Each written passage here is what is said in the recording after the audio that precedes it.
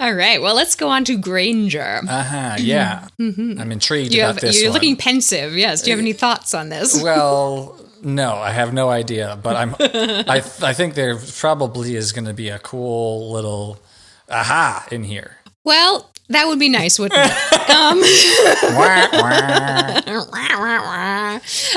Granger comes from the Latin granica, which means granary, like a place where you store your grain. But it was also a Middle English occupation. You could be a Granger, as many last names come from people's occupations. This was a job that was basically kind of a farm worker or a bailiff or like a farm worker who went around collecting the rent from the tenant farmers. And so this is kind of a nod to her plain Muggle heritage, you know? She's just this plain farmer last name here. She's a Muggle born.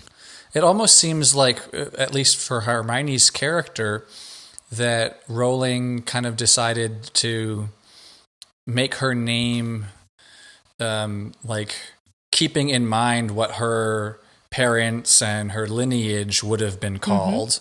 Whereas some of the other characters we've talked about in past episodes, it seems more like she picked a name that was specifically like fitting of that character, not necessarily referencing their past or their heritage. Yeah. And while it's not the most notable thing about her, it is kind of a part of her character that she is Muggle born, and so she didn't grow up with this wizarding world.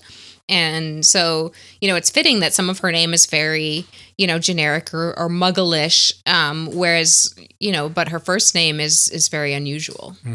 And, her parents chose that for her, wanting to be clever or witty, and she ended up being that and being this extraordinary, she eventually, spoilers, after the book's finish, she becomes Minister for Magic. She gets the top job in the wizarding world, so she is an extraordinary person.